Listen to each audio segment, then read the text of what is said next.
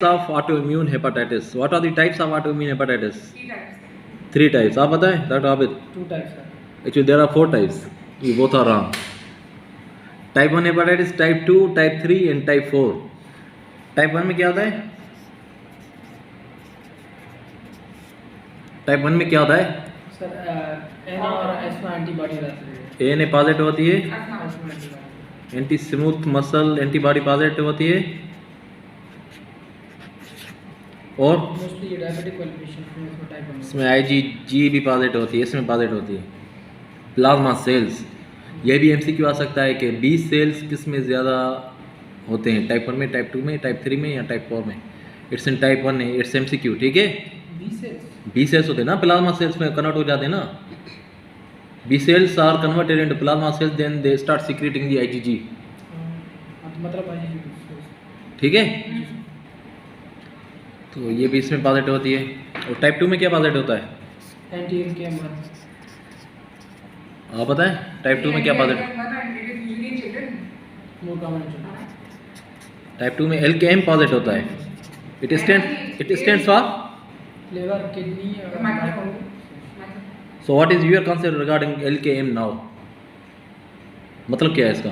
Liver, kidney, muscle. What is microsome? Tubular structures. Tubular structure in cell is known as microsome. नहीं, आपको ये tubular structure in cell is known as endoplasmic reticulum. Tubular तो LKM क्या है, मतलब वो microsome क्या है, इसको समझें, क्योंकि अगर इसको समझ लिया ना आपने तो टाइप 3 की एंटीबॉडीज जो है ना वो आसानी से समझ लेंगे। वैसे 3 टाइप्स होते हैं ना LKM के, LKM 1, LKM 2 and LKM 3। LKM 1 ज़्यादातर फीमेल्स में होता है, अडल्ट में होता है। एंड LKM 1 सॉरी चिल्ड्रन में होता है, LKM 2 बच्चों में होता है, LKM 3 किसी में भी हो सकता है। It is not the characteristic feature. So, LKM 3। अब LKM 1 क्या है? Liver kidney microsomal antibody. What you mean by it now? Microsomes normally cell में होते हैं, ये बताएं, इतना तो बताएं। जैसे यूज को organelle microsomes microsome normally cell में नहीं होते। जो नॉर्मल सेल होता है उसमें माइक्रोसोम नहीं होता। जब सेल मरना शुरू हो जाता है then there is a destruction of the endoplasm reticulum. तो वो सर्कुलर स्ट्रक्चर में बन जाता है, टुकड़े टुकड़े जब उसके हो जाते हैं ना, this is known as microsome. मतलब fragment of endoplasmic reticulum. It is the destroyed fragment or segment of the endoplasmic reticulum, ER, especially the rough endoplasmic reticulum. Protein बस So it is not normally present in the normal cell. अब आ जाएं उस पर कि ये जो आपके CD4 sales आए थे, ये आपके जो प्लाज्मा सेल्स आ रहे हैं, they are destroying the endoplasmic reticulum. उस माइक्रोसोम के खिलाफ एंटीबॉडीज बनना शुरू हो जाती हैं। आपने अभी पता है कि वो एंडोप्लाज्मिक रेटिकुलम किडनी में भी होता है, लिवर में भी होता है। इसीलिए उस माइक्रोसोम के खिलाफ जब एंटीबॉडी बनना शुरू हो जाए उसे कहते हैं LKM। अब माइक्रोसोम में स्पेशल एक स्ट्रक्चर होती है, एक एंजाइम होता है, स्पेशली ये उसके खिलाफ बनती है। उसका नाम कौन बताएगा? डॉक्टर लीना आप बताएंगे?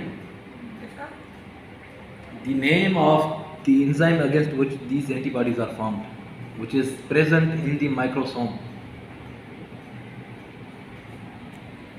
नहीं आ रहा है?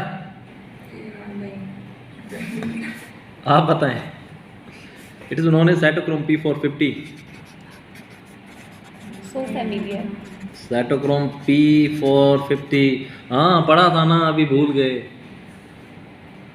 2D6 ये एंजाइम है, इसको समझें। अभी ये माइक्रोसोम में मौजूद होता है, इसके खिलाफ एंटीबॉडी बनना शुरू हो जाती है। समझ आ रहा है अभी? Cytochrome P450 2D6।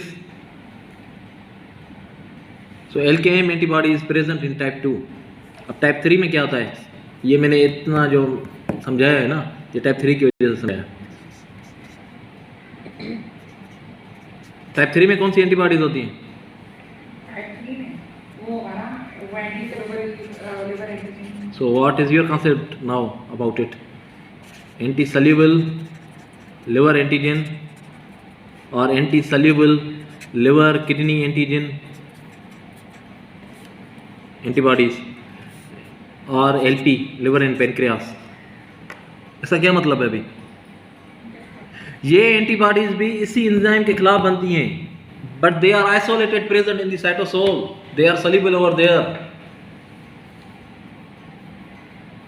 and in the type 2 they are present in the microsome, therefore it is known as liver kidney microsomal antibody।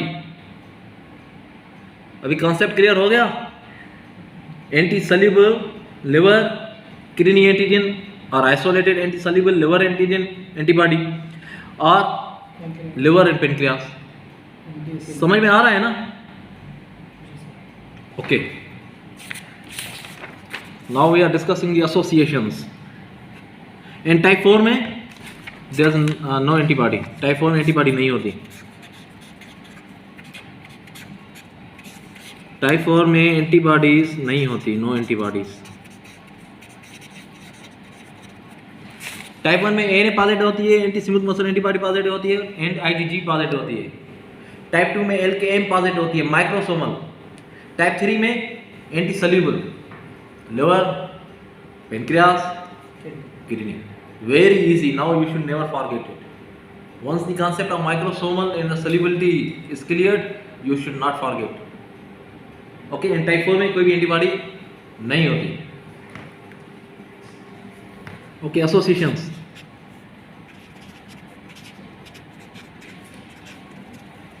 कौन बताएगा एसोसिएशंस? The autoimmune disease, शुरू करें लिवर से ही, लिवर से शुरू करें क्योंकि लिवर में है ना अभी तक हम। Primary biliary cirrhosis, it could be associated. Primary biliary cirrhosis, primary biliary cirrhosis का लेटेस्ट नेम क्या है? Who will tell me the latest name of primary biliary cirrhosis? Primary biliary cholangitis, primary biliary cholangitis, it is the latest name, new name, primary biliary cholangitis। दूसरी होती है primary sclerosing कोलिंजाइटिस, पढ़ा है ना? अब अगर ऑटोइम्यून हेपाटाइटिस के साथ प्राइमरी बिलियरी सिरोसिस आ रही है या प्राइमरी स्क्लेरोसिंग कोलिंजाइटिस आ रही है, this is known as overlap, autoimmune hepatitis overlap. इसको याद कर लें। अब लिवर से बाहर निकले, हमने टाइप 3 में पेनक्रियास के खिलाफ भी पढ़ा था ना कि एंटीबॉडीज बनती है। And once the pancreas are destroyed, what will happen? An endocrine clinical picture will develop that is especially known as,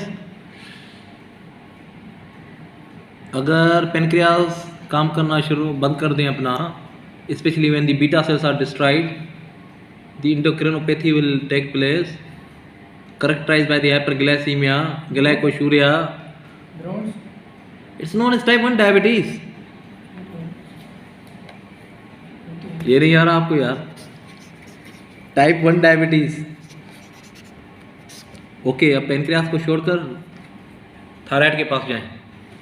thyroid की अगर डिस्ट्रक्शन हो, autoimmune condition characterized Hashimoto thyroiditis. आपको भूलना नहीं चाहिए ना ये, इसीलिए मैं बता रहा हूँ, Hashimoto thyroiditis. Okay, when there is the destruction or when there is the insult of colon along with autoimmune hepatitis, ulcerative colitis, very good। इसीलिए ऑटोइम्यून हेपाटाइटिस में कभी कभी पीएन का भी पॉजिटिव आती है, और अल्सरेटिव कोलाइटिस में पीएन का होती है ना, इसीलिए सर मोस्ट कॉमन क्या है चिल्ड्रन अल्सरेटिव कोलाइटिस। ओके, ये तो कोलन के खिलाफ हो गया। अगर स्मॉल इंटेस्टाइन के खिलाफ autoimmune hepatitis with pathology of small intestine, celiac disease, type 1 के साथ you should remember in this way।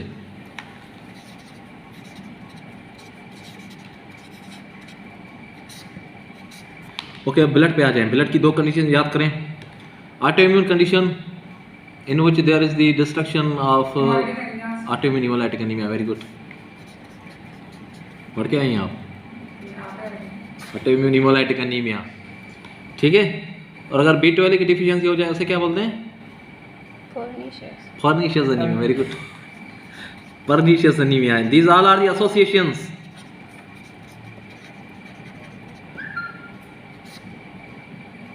सही है। नाउ अगेन, अगर ऑटोइम्यून हेपाटाइटिस है बंदे को, उसके साथ पेशेंट इज कंप्लेनिंग कि मेरी जो आंखें हैं उन्हें मुझे कोई चीज़ महसूस होती है, Wilson. Sjogren syndrome, not Wilson, Sjogren syndrome, अच्छा ड्राई। ड्राई आइज हो गई है, माउथ ड्राई हो रहा है, Sjogren syndrome.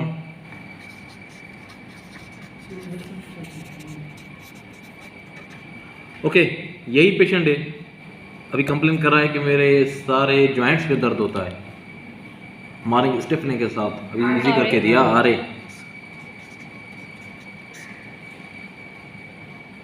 Patient is complaining of the polyarthritis with alopecia, with mouth ulcers, SLE. Good. Is it easy way to remember all these associations? Easy है ना? Good. अब मुझे बताएं कि आपके पास एक पेशेंट आया है हेपाटाइटिस का, आपने हेपाटाइटिस बी का वर्कअप करवाया, नेगेटिव आ गया, हेपाटाइटिस सी का वर्कअप करवाया, नेगेटिव आ गया, हेपाटाइटिस ए और ई का वर्कअप करवाया, नेगेटिव आ गया। फीमेल पेशेंट है। हिस्ट्री में ऐसा कौन सा सवाल आप पूछेंगे कि आपको अंदाजा हो कि it could be the autoimmune hepatitis? Amenorrhea, very good. A young female patient presenting to you, this is MCQ. A young female patient presenting to you with the clinical features of hepatitis and with the history of amenorrhea. Suspect the autoimmune hepatitis. ठीक है, यहाँ तक clear हो गया? जी sir. Okay.